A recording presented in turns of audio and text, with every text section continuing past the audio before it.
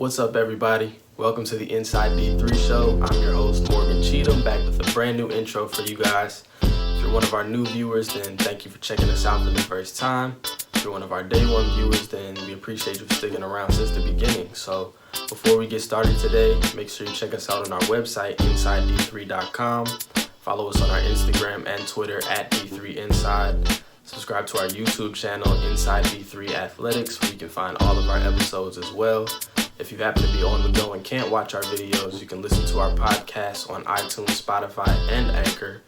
Also, be sure to check out the Mascot of the Week with Sam and any news that might drop in the meantime as well. And we got some good stuff planned for you guys for the summer, so we're definitely looking forward to that as well. But yeah, that's all I got for you guys, so hopefully you enjoy the show. Matt Noonan has pulled up to the Zoom meeting with us today. He is the creator of Noontime Sports, covering athletics in the New England region. He is also a writer, PA announcer for the college athletics as well. So, Matt, thank you for coming on. How are you today? Doing well, Morgan. It's great to be with you. It's a little hot here in the Boston area, but we're getting by, and thrilled to be on the show with you. Big fan. Absolutely. Try to stay cool for us a little bit. Doing the best I can. I've got the water. I've been staying hydrated, so doing the best we can over here. It's very cool in the apartment thanks to the air conditioner. It's always good news. So let's give a quick summary for people that may not know who you are. So just talk a little bit about, your journey first. So from past to present, some of the things that you've been involved in. Sure. So I'll make it as quick as I can. So as you alluded to, I'm the editor and founder and also the creator of NoontimeSports.com, which is a hyper-local small college, small high school, and some also more, hyper-local sports content here in more the Boston, Cambridge, Somerville area, as well as also the region. So from my end, which sounds corny, I always wanted to work in sports, and it goes back to being an 8-year-old, and we had gotten this thing called NFL Sunday Ticket, Morgan, which at the time was like, it was great. Groundbreaking. Right, and both as a Pats and a Cowboys fan, you were able to watch everything you needed to. So my first love of sports, honestly, as silly as it might sound, was watching the NFL on Fox. The introduction with the robotic intro, the deep voice, listening to Pat Summerall and John Madden, and saying, hey, I want to do that one day. That's what I'd like to do. So as time went on, and it came, when I got more involved, and I was in high school, did an internship with a local access TV station, kind of got my feet wet with different areas. And then when I went to Wheaton College here in Massachusetts, one of the things that I love about Wheaton, not just because it was a Division III school, which is really kind of, where I developed my love for small colleges, was Wheaton really strived at the time, and they still continue to do now under President Hanno, is that they really want students to follow their dreams, follow what they want to do. So when I was at Wheaton, sports obviously were on my mind. I still to this day joke around as an American Studies major that I cheated my way to double majoring in English and history. But, I did everything when I was there. I wrote for the student newspaper. I was at a radio show on Thursdays. A couple of my friends and I tried my junior year to start a sports magazine based off our radio show in my dorm room, which we would have realized would have not been a real easy conversation to have with our parents. Did internships with Kraft Sports Group here in New England for the Patriots and the Revolution. Worked for WEI Sports Radio Station, which is one of 2 Boston sports stations. At the time, they were carrying the Celtics. Obviously, they're the flagship for the Red Sox. And then in addition to doing that, I forged relationships from working in the athletic department as a student to do broadcasting, not only through the live stream, but also with the local access in the town called, which is Norton Cable Access TV. So, they would come and we get to do like a tape delay broadcast. And, on Saturdays as a college student, as we both know, there's nothing better than a Saturday, whether it's, a soccer game, a football game, field hockey game, whatever, basketball in the winter, lacrosse, baseball in the springtime, softball too. And so, getting to do those broadcasts and having a microphone in your hand is pretty powerful. So, and, one of the best memories I have, truthfully, Morgan, was my senior year. We had homecoming weekend. Wheaton's in the NUMAC, very competitive, New England conference here with schools like Babson and MIT and WPI in Springfield. But we were playing, it was a rainy day. We were playing Coast Guard men's soccer.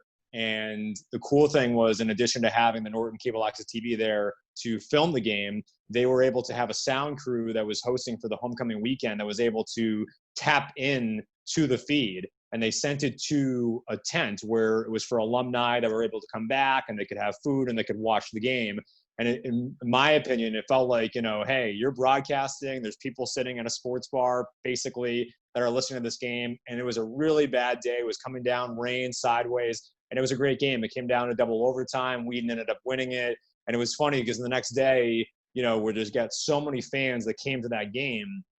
The next day, we were there to broadcast a Sunday afternoon game, which was rare. And probably about, 10, 15 people were in the stands. The field was dug up from the day before because of the rain and the clouds. But it was a cool experience. And it definitely, really made me realize how much I love sports, and initially wanted to do sports broadcasting, but, fell in love with the digital boom. And that's obviously something I know we'll be talking more about here throughout the show. Yeah, definitely. So, still on the college topic right now, I know that you said you made Noontime Sports while you were in your dorm room, and you said unfortunately it didn't come out like a Facebook may have out of the dorm room, but you still had a lot of success on it. But tell me a little bit of how you got started with Noontime Sports, and where did that inspiration come from? Sure. So the name Noontime goes back to a summer camp actually I went to as a creative arts program here. There was a counselor that not only was teaching basketball, a good friend of ours, obviously, he and I still joke around about it if he ever finds out that we're in trouble. But, because he called me Noontime. So we'd go to the lunch counter and he'd say, hey, Noontime, what's up, man? What do you need? Burger, thing like that. So, initially, Noontime Sports was not the first one that started. So at the time in 2007 and 2006, being an Apple guy and, learning video editing, they had a platform where you could create a basic website. So the website initially was Get in the Game, and which was based off the sports radio show that I was hosting every Thursday from 8 to 9 on, WCCS Wheaton College Radio. And the website was okay, but it was, again, it was driven through Apple, and it was like, Get in the Game dot something, too much. It was just too much. And in 2008 and 2009, as we both know, the blogging boom really took off. I mean, Bill Simmons really took it and ran with it with ESPN. Here in Boston, as I mentioned, WEI, they were redoing their website. They were hiring a couple of, well-established journalists in the area. Alex Spear, who's currently with the Boston Globe, Rob Bradford, who remains there, who's one of the chief editors. They brought Kirk Minahan on, who's over at Barstool Sports. They had Chris Price. They had Mike Petralia. They had some really well-respected folks that people I obviously just look up to and still admire and have been fortunate to work with. And so, as you alluded to, I was an RA my junior year and senior year, and I was on campus for commencement, and I was looking for something to do to kill the time. Finals were done. I wanted to start building some additional clips. I was writing once a week, as I alluded to, with the Wheaton Wire student newspaper. So I launched Noontime, and I decided to scrap Get in the Game. And, initially, Morgan, Noontime was, for me, just a way to show off skill sets. Now, from my end, it was more of let's talk about national sports, because just like anyone in college, you can care less about, unless you're going to a big Division I or you're really passionate about your respective college sports, which I was obviously at Wheaton. You want to talk about what the Patriots are doing. You want to talk about the Red Sox. And I'll preface it by saying, again, just growing up in Boston, in the early 2000s and mid to late 2000s, we were still beginning the height. You had the Red Sox winning World Series, you had the Patriots winning 3 out of 4 years in the Super Bowl. You had the Celtics being relevant again. You had the Bruins being relevant. So, that's what you wanted to write about. And, from there, obviously, I just, continued it. It was a great way for friends who were on the radio show that had graduated to continue to stay in touch. We did podcasts through Skype. We did, had everyone just kind of write different stories. We would talk about fantasy. And also I was at the time, in addition to doing Noontime, I was writing as a senior for a website called Midwest Sports Fan, where that's really my love for blogging really took off. But, I would say when I graduated, so my first job out of college, I was running for an independent baseball team. It was out in Berkshire County, which is where my family grew up. And when I went out there, I thought, it'd be really cool to do podcasts with these independent baseball players. We had Brian Daubach, who played for the Boston Red Sox, Juan Padilla, who was a former New York Yankee and also a member of the Mets. He was part of that brawl in 2004 with Bill Miller and Kevin Millar and Manny Ramirez back here at Fenway. And we also just had some players that had touched the majors. We had players that had parents that were scouts or, in the GM office. And so it was a great way to be able to kind of start building the reps. And when I came back after that summer, I was fortunate enough to use Noontime to really I made it a 9 to 5 basically every single day. I reached out to anyone, and I had people from Bill Hancock, the executive director of the Bowl Championship Series, come on. And again, mind you, this is 2010. Here I am, a fresh-faced, college alum, and thinking, this guy doesn't know who I am. I mean, what do I want to talk about with him? But it was fun having him on. There was some local people for like NBC Sports Boston. At the time, they were Comcast. Got some other journalists from across the country, people from SB Nation, and just started to kind of building the network that way too. But it really wasn't until about a year or two later that I decided to start focusing on college sports, and started with the Hockey East, which is I don't mind saying this, Morgan, being here in New England, also a Massachusetts guy. The Hockey East is the premier and the best college hockey conference. Mind you, I've got a mother and a sister that went to Cornell. The ECAC with them, they're good, but the Hockey East is premier. Got to cover Harvard football, like Kyle Juszczyk, who was a fullback at the time and plays for the San Francisco 49ers. Decided to cover some other colleges too, but it really was about late 2012 and 2013 that started covering more D3, and that's really when I started getting more of the small colleges featured more on the site. Wow, you named some heavy hitters just now, like a lot of them.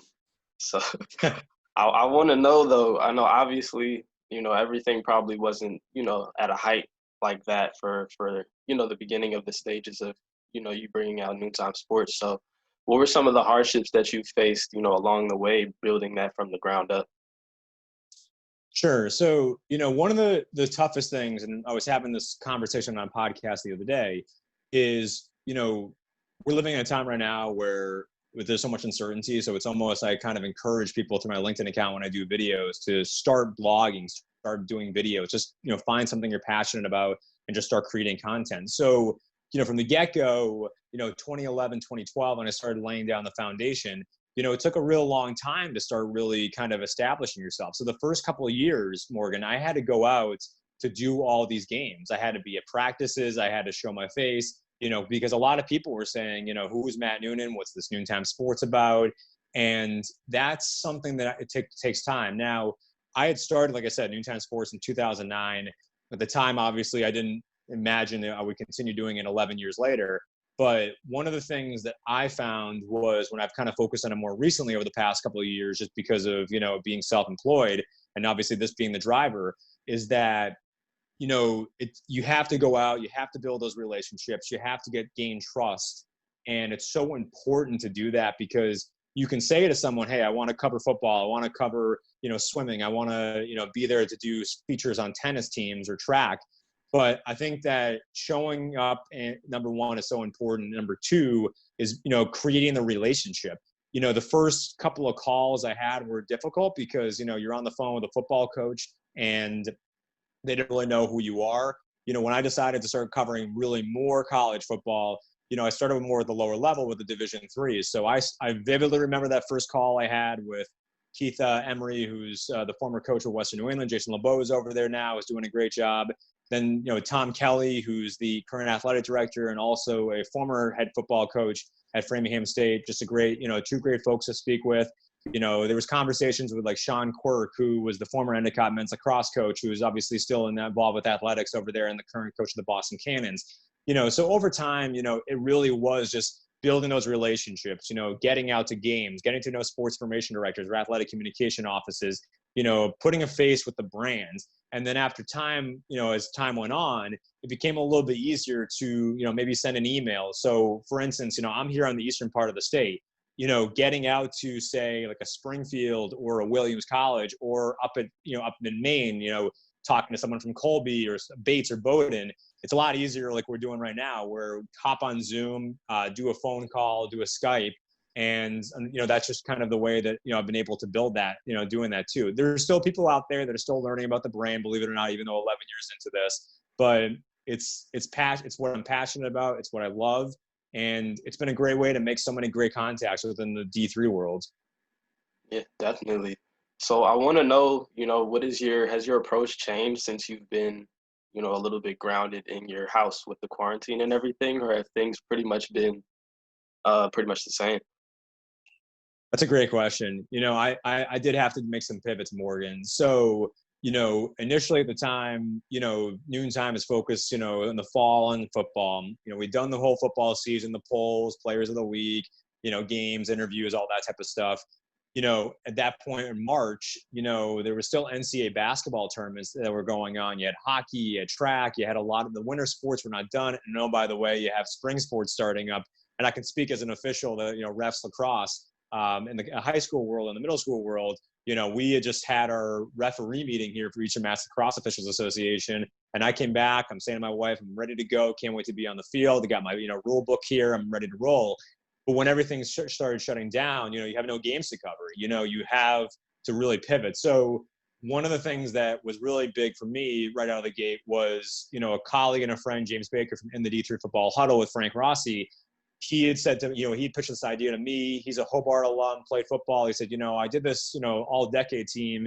And you started seeing a lot of them, pop up on the web, whether it was, from a Division III perspective, Boston Celtics, all those, we're the best players in the all decade. And that's great content to create. So I ended up doing, regional, kind of a Massachusetts team. I grouped Connecticut and Rhode Island together. I did New Hampshire, Vermont, and did Maine. And the response was very positive. I mean, I had even, sports reporters up in Maine that were ecstatic that they could be able to have something to add to their sports, updates for, the 6 o'clock news, hypothetically, or 11 o'clock news. And so, I did some of those things. What was big, not just at the Division III level, but also in the high school world, and also, Division II and Division I, was honoring the seniors. And so, creating the Noontime Senior Salute, going after, as I alluded to about the relationships I built, kind of just knocking on the door virtually, obviously, not physically, with, SIDs or coaches and saying, I'd like to honor some of the student athletes that I've covered, not just this year, but the past couple of years that are graduating. And so those, were great, response. There was a lot of SIDs or coaches that say, can you interview this person? Or, love the idea. I'll get you 2 people. I'll get you 1 person that I think would be great, good representation of our school and our institution. And that was great. It was a lot of fun to do that. During this particular quarantine, we talked about this off air, Morgan, the whole college football debate has continued to also be the driver. And again, with having a site that's, strictly a lot of focus on, New England, but also college football and, will there be a season or not? From the get-go, that was pretty big. One of my biggest influencers that I love following is Pro Football Talk with Mike Florio. And I just like the way that he does these kind of get in, get out type of blog posts. I have obviously videos. They're NBC, and I think NBC just does a fantastic job with its coverage. So, yeah. So, there's been some shifting, recently, I've tried to focus more on some more original reporting, not just, what are the college football world saying? What is this commissioner saying? What's that coach saying? What's that president saying? Because again, it's a mystery for all of us right now. I think we can be as optimistic as we can, but we've got the countdown going as if, we're planning as it's business as usual for college football, especially for the D3, D3 football in early September. So we've got that going on social channels, including Instagram. We've got, some recent stories about adult sports leagues, how they're pivoting right now with, the COVID case and, with numbers going down in the state of Massachusetts. Phase 2 was allowed, the return of adult, amateur, and youth sports, but obviously, very strict rules. They want obviously things to be outside. So it's been good to be able to kind of, again, use this time to kind of put on the creative thinking hat and find other avenues that need the coverage. But, I'm pretty sure and pretty confident that once we do get some games back, there will be content that's out there. But, again, it's just about building relationships and speaking with SIDs and coaches and players and finding those stories that way and then being able to deliver them, whether it's through like a podcast, a feature, a Q&A, or maybe perhaps, doing like what we're doing, like, a video interview. Yeah, I agree. I think you made a good point where it's so hard to really be really creative right now and try to find content to put out when there's literally like nothing going on. So I credit you for trying to find a lot of different avenues that'll, be different. So it's definitely hard to do. So the next question I have for you is, do you have any advice for us as Inside D3? Obviously, we're really young in this whole situation. So what is some advice that you can give us, you can give me, about the process? Well, first off, I just want to say I'm flattered to be on because I really think you provide a lot of value. It's something that Gary Barnick talks about. Value is like it's like the word that he hits on in almost every single one of those podcasts. I think the thing that I really enjoy, Morgan, about what you do is you want to provide, in a way, kind of, peeling back the curtain a little bit, talking with folks like myself or folks in the, different parts of athletics, and learning about their how trajectory, excuse me, how they got to where they are and their visions and what they want to do. And I think for your end, I think you just need to continue to tell those stories and mix it up. That's the thing that I think is so essential. One of the things that we both know as content creators is it's essential to find discover your audience. I think you've done a great job of identifying, okay, who your audience is. You've got a D3 following, you're growing every single day, having some really interesting guests that come on to talk about their walks of life, what they do, what they know, and so forth. And I think that you need to continue to do that. I think in a world where social media is very, very noisy, and it can be so easy to get sucked into the wind tunnel that's, whether it's on Twitter or Facebook or Instagram or LinkedIn, is pursuing what you love to do. And what you're doing, in my opinion, is what I commend. It's so easy to start a blog or a podcast and say, well, I'm going to write a podcast or blog about the New England Football Patriots, or I'm a big Boston Bruins fan, and that's great. But I think you need to find your own angle, which is so critical, because again, with so many websites, so many blogs, so many social channels, it can get really, it can get obviously pretty hectic out there. So I think, being able to continue to tell the stories that you're doing with these folks in the college athletic world, and again, being flattered to join you from like a media perspective, I think those are essential for your continued growth going forward.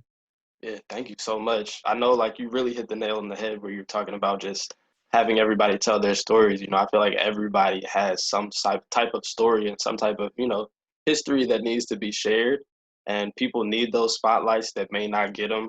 I think that the aim that we have is just to really try not to be, in the same lane as other people in terms of covering, all the Totally. sports that are so redundant, things like that. So I appreciate you for noticing once again. And that's definitely, one of our aims for sure. Yeah. And, I just want to add one more thing to Morgan. We both, have, we've got a, passion and excitement, and there's a lot of, there's some new D3 handles, obviously, or accounts that are popping up, like the ones obviously like you're doing.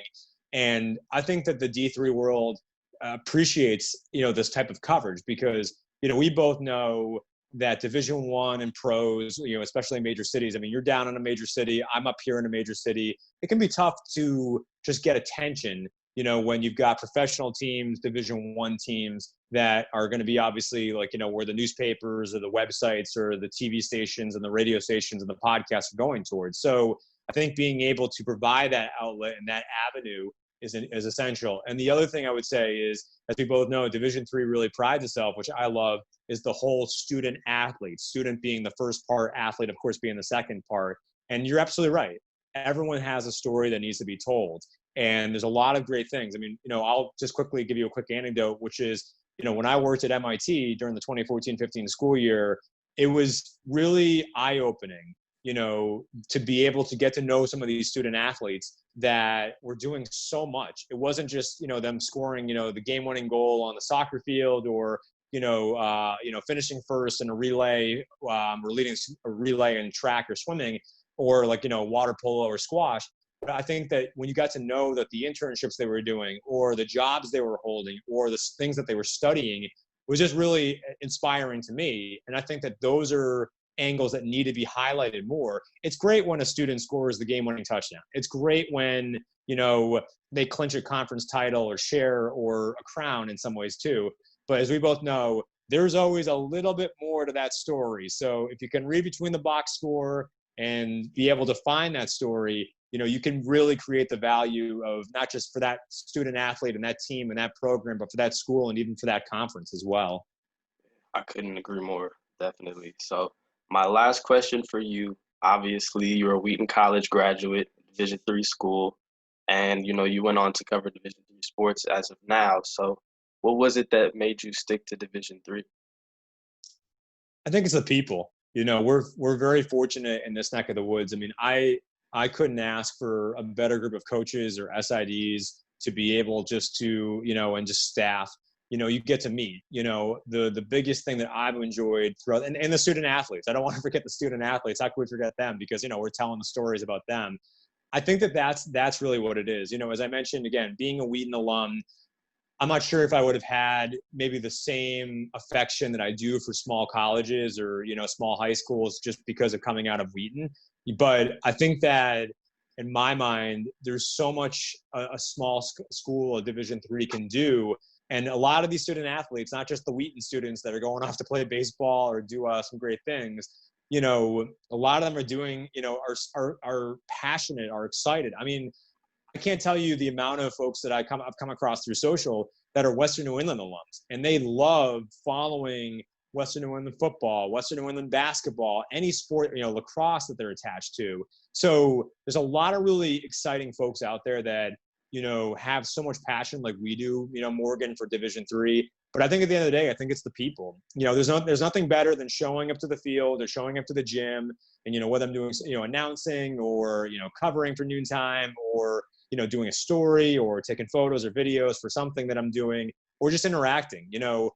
Some of the best conversations I've had, honestly, Morgan, is from, again, as we talked about building relationships, have come from just offline. There's nothing better than just, especially during this particular time, to have a coach call you or you to call a coach or just to go back and forth with a student athlete on social media. How are you doing? How is your family? How is life, these days? And I think that's what makes the experience so much fun. And that's what makes getting up about every single day and saying, what type of stories do we want to tell?